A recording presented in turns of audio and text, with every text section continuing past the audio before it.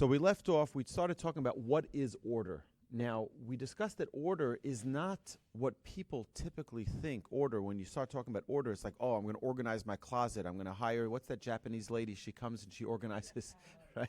She comes to organize your closet and fold your laundry a new way. No, that's not the idea. The idea here of order is getting life's priorities in their place. What is our priority in life? And we discussed last time that imagine someone were to live through life and not realize what their purpose in life was and travel all of that distance of life without ever focusing on what was truly important. And that's the purpose of order. The purpose of order is to really identify what is my purpose in this world. I have something unique that I can bring to this world. I have something special that I can offer, that I can bring light into this world. What is it? Now, what I've done in the past is that I've given an assignment that everyone should write their own personal life's mission statement. Now, businesses do this. Businesses, they hire an expensive advisor, and they go through what is the purpose of your business. You know, it's like Krispy Kreme is their mission is to make people smile one donut at a time. Okay? At coffee, Starbucks, they have a similar mission, is to make people happy and to enrich their day with a delightful coffee.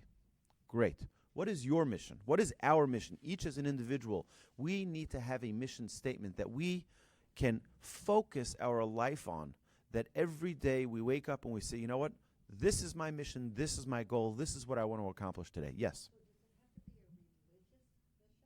No, not at all. It should be something that is challenging, not too challenging, elevating, and something which can bring us closer to our purpose.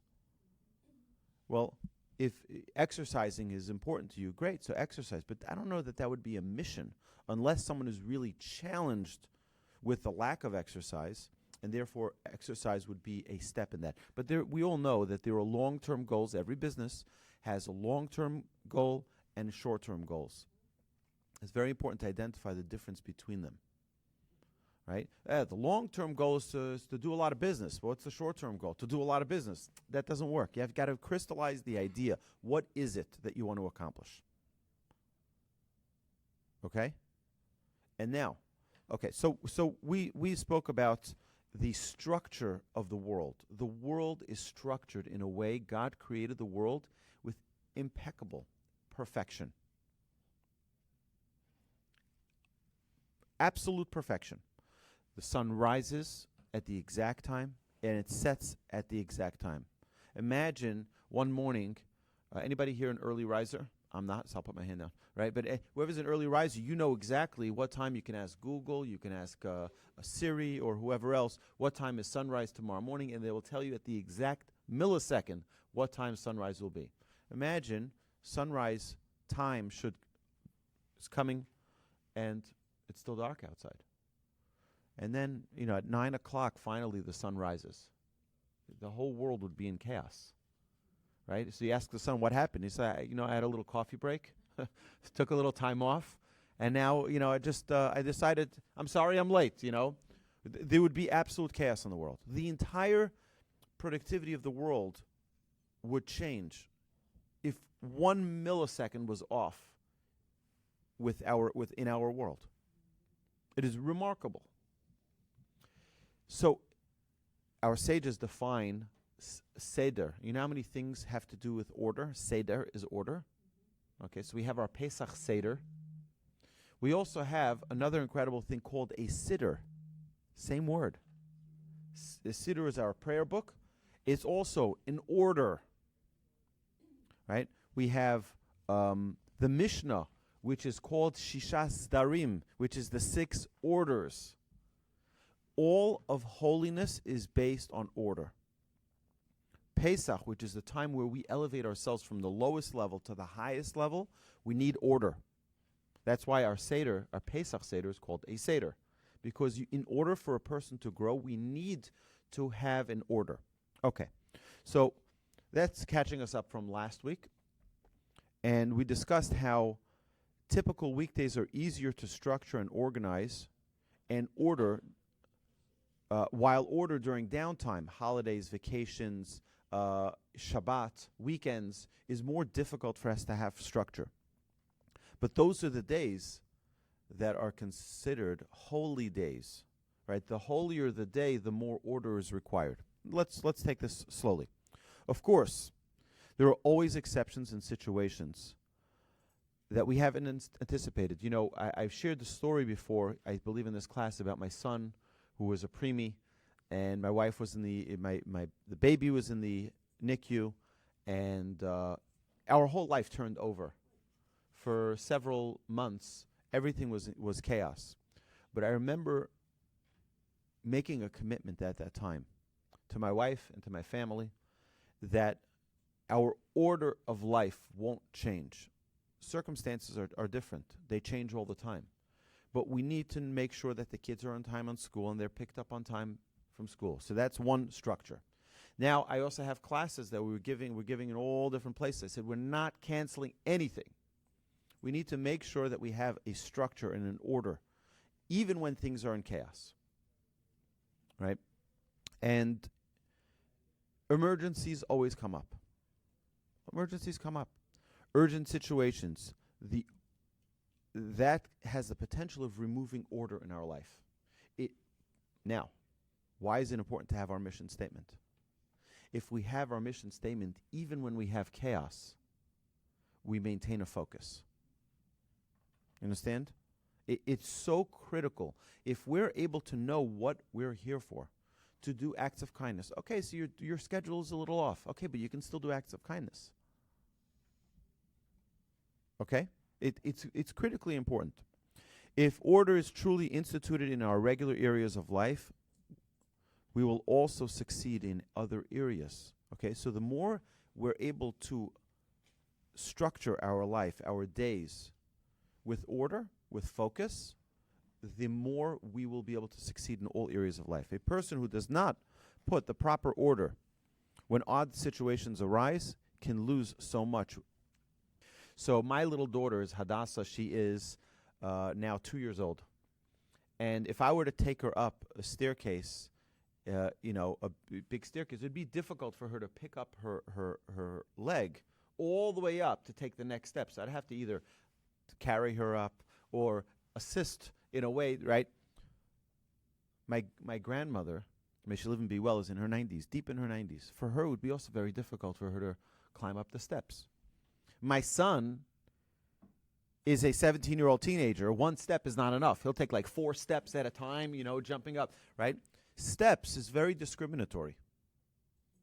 Because it's one size fits all? No, it's one size fits whoever it fits. But if you take a ramp, everybody can take their own size step. For one person, they can take a bigger step. For one person, they can take a smaller step. Every person takes their own size step. That is the secret of why in the temple there was a ramp.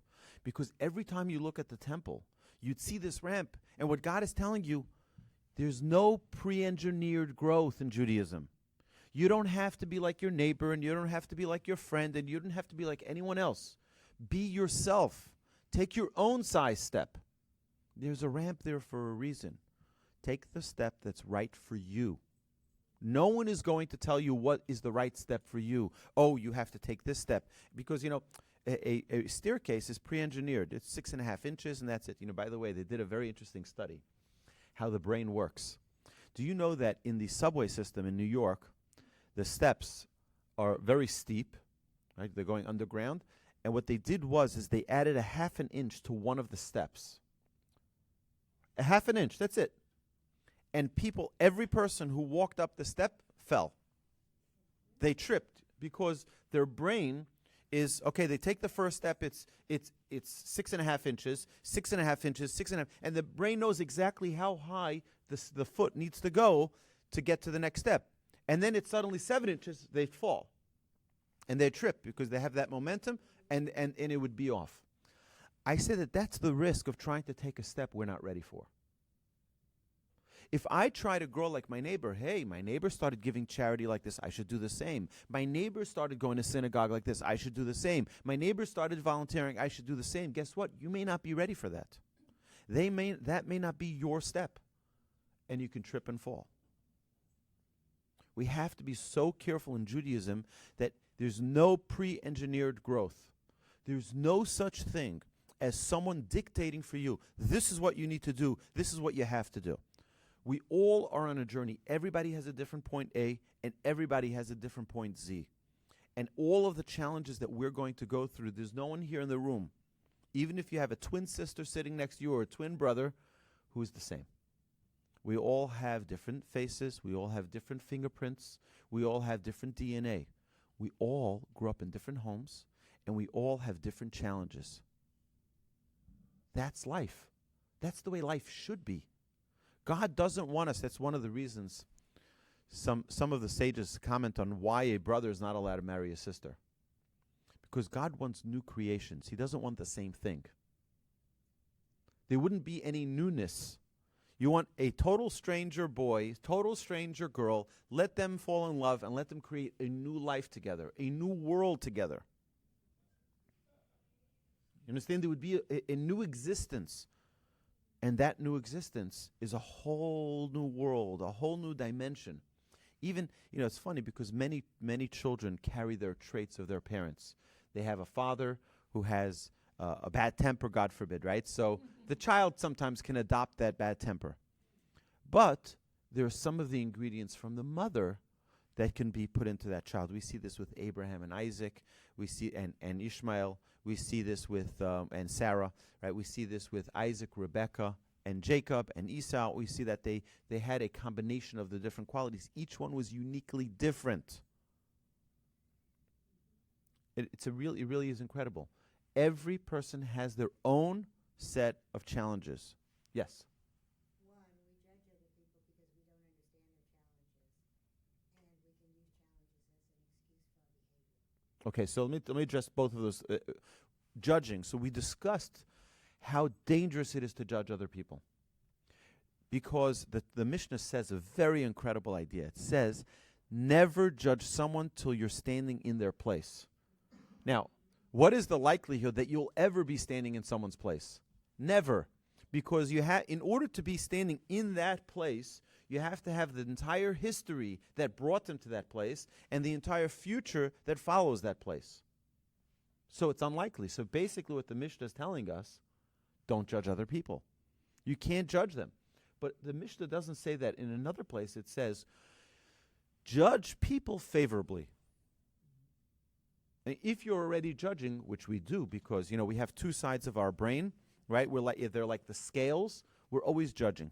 We're always judging. And what the Mishnah is trying to train us and teach us is that if you're already judging, learn to judge favorably. And don't ever think, it's really an incredible, remarkable thing. People think that what you see is what you get. And it's never the case. It's never the case. Was there ever anyone here, okay, you don't have to be embarrassed if you tell me, that was driving really fast because they were running to an appointment, to a meeting, something came up, right? Anybody? It happened to all of us, right? Lenny, it happened to you once or twice, right? You're rushing someplace, right? But how many times do we see someone else driving crazy and we're like, look at this idiot. Can't they learn how to drive, right? What's wrong with them, right? But when it happens to us, what do we say? I'm sure they understand that I'm just rushing and that's not really the way I am. And we're justifying in our mind that everyone understands. When you see someone else, it's very easy, right? So it's very important to realize that every single human being on planet Earth is unique. There are no two people who are the same. Yes, do we have a lot that we can empathize with other people? We can feel some of their challenges. We can understand some of the what you're going through. But can we say that we experience the exact same thing? It could be that we had a similar experience, but the background or the backbone that we have to be able to handle it could be very different. One person could fall apart from an experience. And another person can be like, okay, let's just move on. Right? Well, we all have different backgrounds. We all have different parents who have given us different strengths, different communities, different teachers, and so on and so forth. So that is, I think, the most incredible lesson to learn from the temple is that everyone has to take their own unique size step. And your own personal mission statement shouldn't just be to do good things, to be nice to my fellow man. Right? That's not enough. Right? We have to get into the details, knowing myself, knowing my strengths and weaknesses. What is God's mission for me? So let me give you an analogy. I had a Scotty.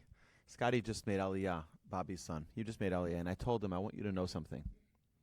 I said, you're going to go to Israel, and you're going with all these rose-colored lenses.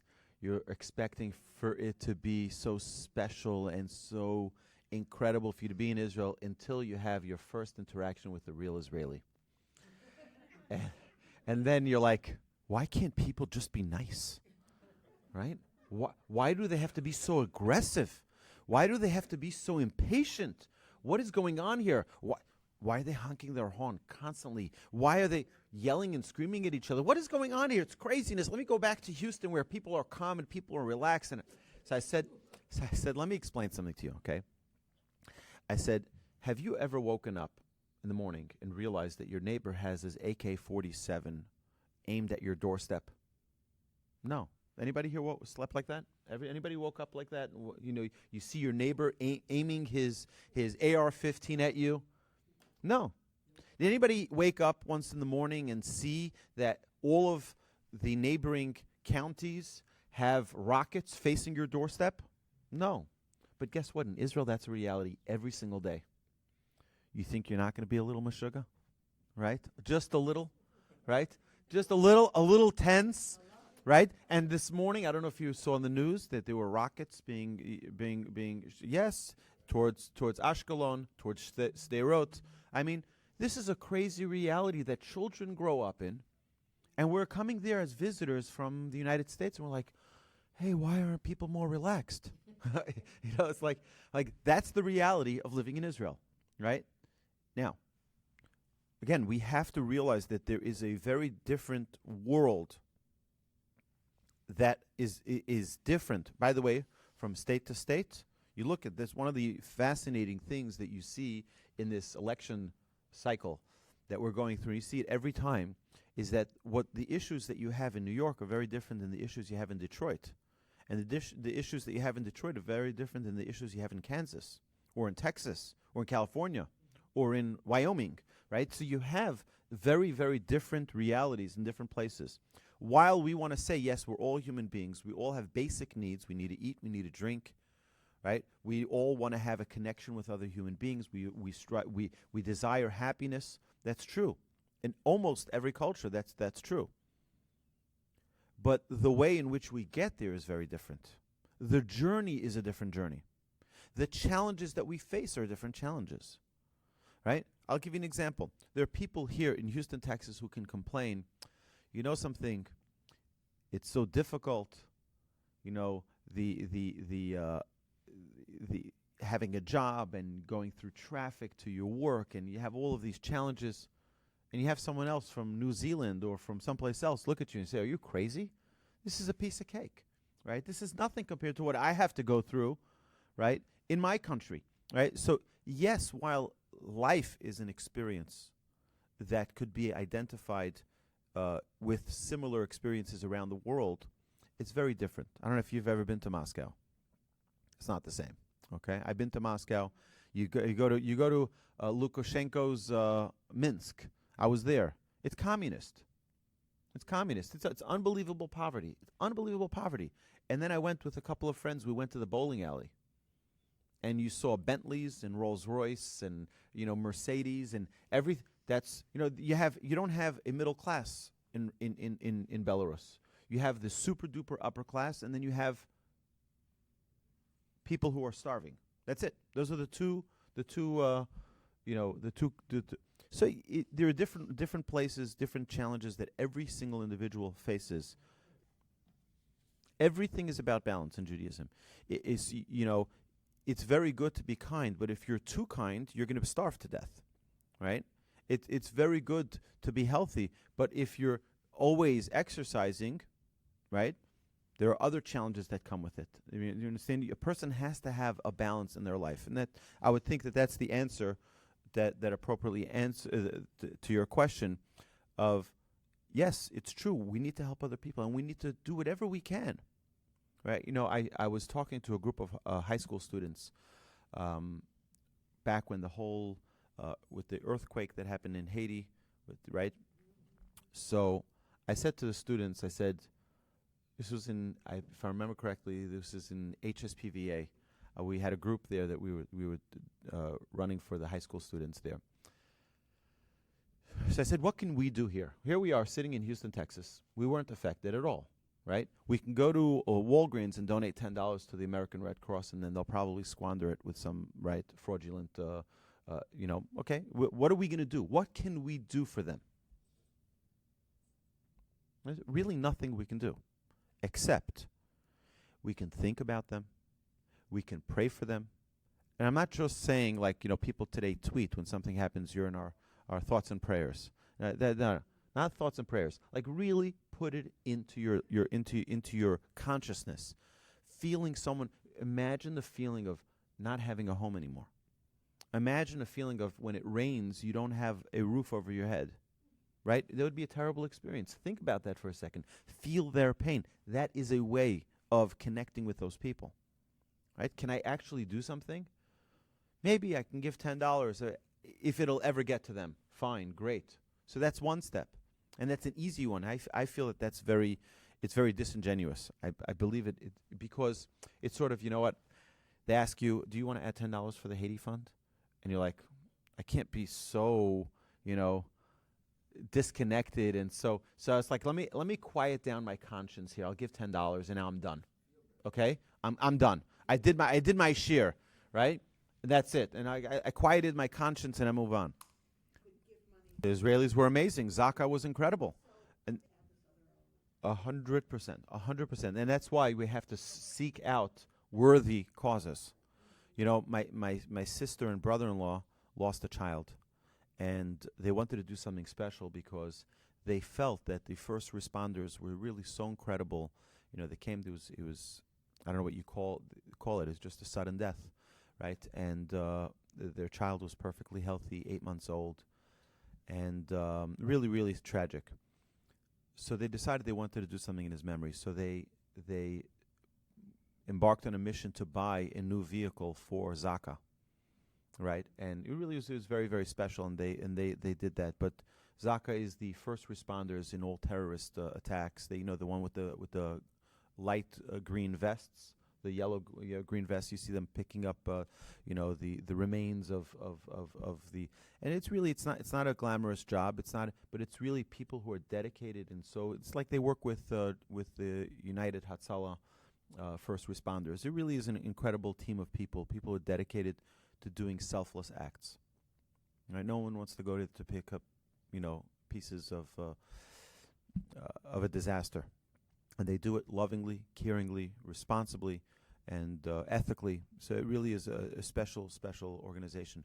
They're the first responders, by the way. They went to Mexico. They went to all of these terrible tragedies that happened. They're the first team that goes out. They're always ready to go. And I brought an example from Moses. What did Moses do for the Jewish people? You know why he was chosen? It says Moses went out and saw their pain. He felt their pain. He felt their pain. That's the number one qualification for leadership. All right? After you feel their pain, you'll figure out what to do already. But if you don't feel their pain, if you don't really feel it in your bones, what their pain is, what their plight is, it's very difficult to actually do something. Correct. So that was the first step of leadership I was trying to impart to them. A person who does not put order when odd situations arise can lose so much, right? We need to ensure not to waste too much time and we do our ordinary tasks with as much structure and order as possible. Almost daily we have situations that are unexpected and can be exceptions. Okay, so we all have a daily schedule.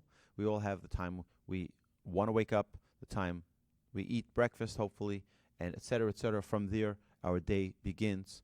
But things happen. Someone calls, it's an emergency, you have a meeting, you're going to be late for the meeting, things like that. And every day is its own challenge. And I told you that I myself have shared this. I am one of those who are called punctually challenged, right? And I try to work on it by trying to A, identify that I have this, okay, and B, take a step in ensuring every day that my day becomes more and more on time and effective. Okay.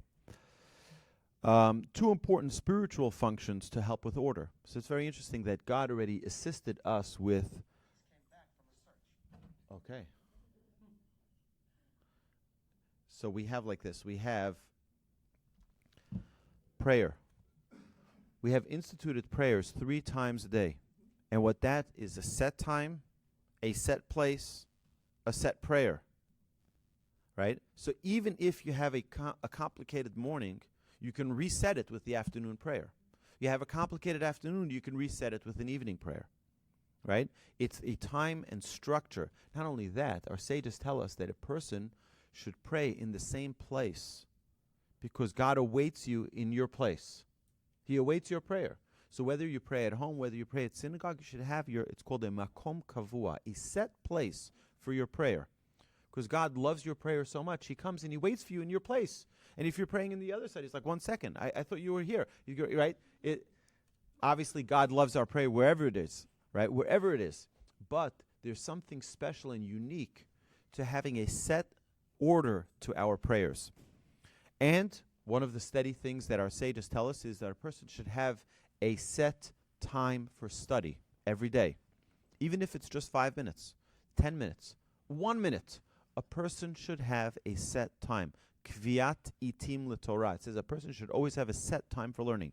Even if it's, again, if you have between 9 o'clock and 9:05, you have a study partner, you'll talk over the phone, you'll just learn one idea. Perfect. Have a set time. That's also a way in which our sages teach us to have this structure. There's almost no situation that can be controlled without order, right? If effort, right, means every challenge that we have, if we organize, if we order our day, and particularly when we have that mission statement written out. So now we say, okay, what are my priorities based on my mission statement, right? I'm going to have this change in my schedule. I'm going to have this change. How can I reorder myself and put myself right back on track? There are extreme situations, obviously, but every day we can surely identify situations that are irregular and out of the ordinary that can result in unnecessary anger, fear, worry, stress, because there are all of these challenges that come up, right? If we have those priorities in order, we can realign ourselves. We see that Joseph, I always like to say about Joseph, he gave a recommendation to Pharaoh that they're going to have 7 years of plenty and 7 years of reserves after, because there's going to be a famine. He put together the first savings account, right? The first savings account. And he says, listen, we're going to have 7 years of plenty. And this was his dream, right? The Pharaoh's dream with the 7 cows that were strong and the 7 cows that were weak and the 7, et cetera, et cetera. He was organized. That order put him in charge of Potiphar's house. That order got him out of jail, put him in Pharaoh's kingdom, put him second in command from some. Our Pesach Seder, we said again, is order. The Mishnah is structured in order. A person needs to set a time, and we've discussed this in other classes, we've talked about this, to have a set time that all of us here can have something which unites us all in order. Can anybody think of something that can unite us all every week with order? Shabbos candles, right? Shabbos candle lighting time is a set time where it's not different for any person around the world, right? It's 18 minutes before sunset every single Friday evening. So what would be required, just to give you an example, what would be required to have that order? Sunset. That's not going to change. But you know what could change?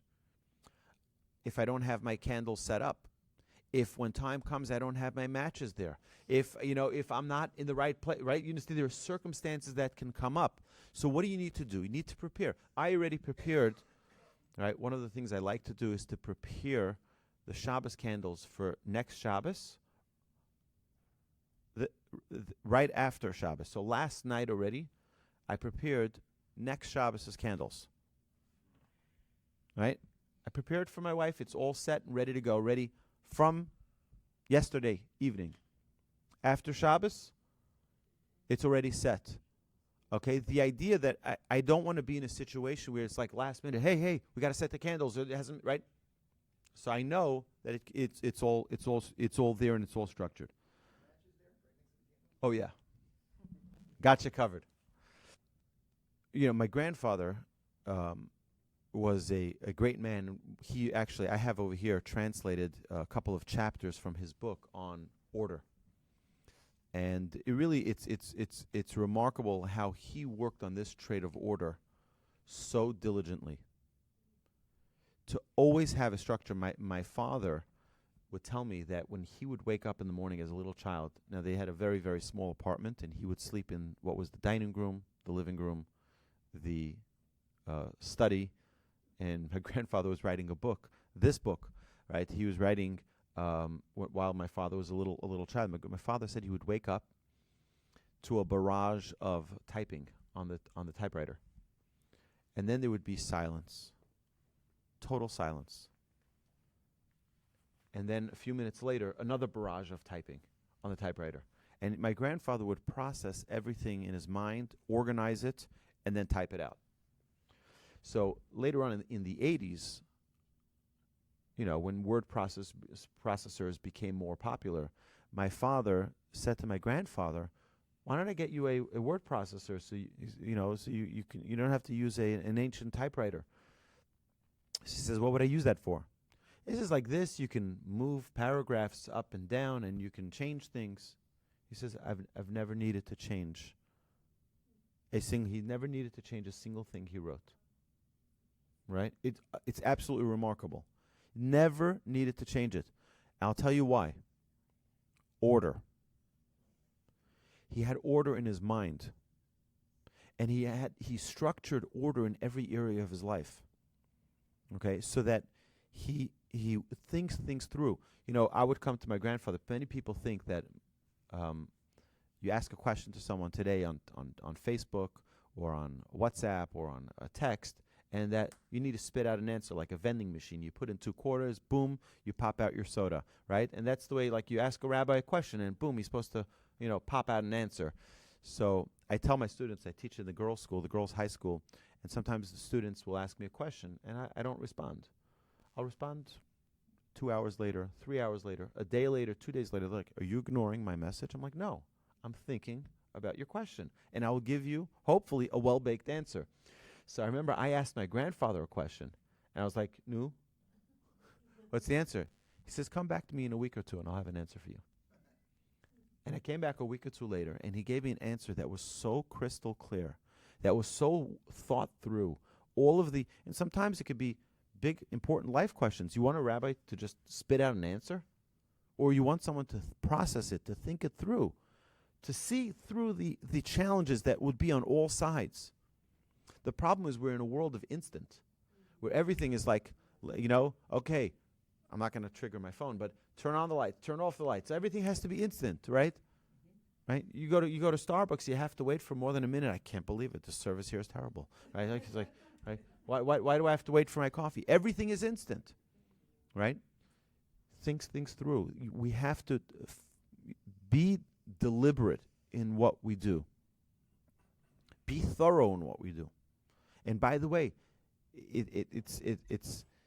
in business it's no different. In business it's no different. Try to rush a decision. Should you make this acquisition or not? Come on, quick. You might make a terrible mistake by rushing. Right? Think it through. Work through the numbers. See that everything adds up. One of the great rabbis, the Alter of Slobodka, the sage of Slobodka, he once wanted to go visit his son in yeshiva. So he came to the yeshiva, and they're so like, wow, the Alter came, the sage came to visit his son. They came to the yeshiva. They said, here's the study hall. He says, no, I didn't come to see the study hall. I want to see his room. He went to his room. He opened up. He saw his closet was organized. He says, now I know how my son is doing. I can go. Wasn't that in the Mishnah says? Well, they bring the story in various different places, but you want to see how someone is doing, order in their life.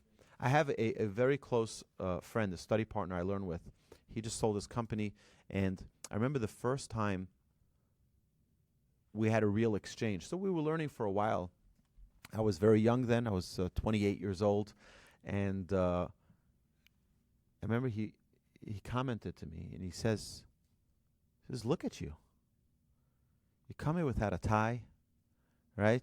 You come here like a schlamazel, right? Look at you, right? Look at you. He says, put yourself together, right? And it was a very important, and again, we were friends, we were close friends, but it was a very important perspective that I didn't have. And he was basically saying, you're my rabbi, right? As my rabbi, I want to look up to you. I want to see you in a way that's appropriate. It's a very interesting thing. We're going to talk about this in a couple of weeks. We'll talk about kavod, which means honor and dignity.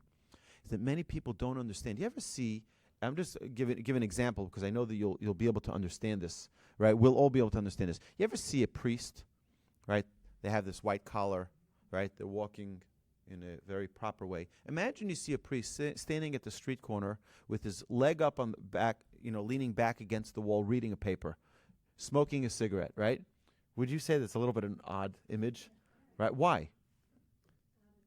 It's the wrong. It doesn't hold the dignity that we assume someone like that should hold.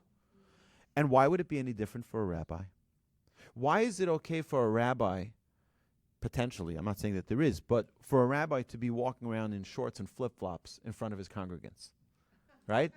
Would it be odd? It would be a little odd, right? There's something that's missing there in the dignity of and this is what my dear friend brought to my attention. You have to present yourself in a way that carries. That doesn't mean you have to be all higher than thou and to present yourself in a way that holier than thou, or in a way that's no. You have to be a mensch. You have to be a human being. But there's a proper way to carry yourself, right? We're living in a culture today that even that is very, very minimized. Where today, the CEO can come into a company, into his own office, wearing a T-shirt and jeans. It used to not be like that. You came in, right? People used to fly, right? When people would fly, right? They'd get dressed up and they'd get, Today, people are just like, if they showered within a week, we'd say, okay. It's like, we're lucky. It really is a crazy world where there isn't the proper dignity. But again, it's because of a lack of order. It's because of a lack of recognition to what is the appropriate way to carry myself. What is the appropriate way for me to handle my own dignity? Right? And it really is, we need to open ourselves up to understanding that, when someone carries when their car is a mess, you can imagine what else in their life is a mess. Right? Right? When they have structure in you start with one area. Right? Start with one area. Your desk. It's very important for your desk to be organized, right? Because your desk is representative of other areas of your life. It doesn't mean that if someone has everything folded neatly, that means order in their life, right? But it is an indication of something. It's an indication of something.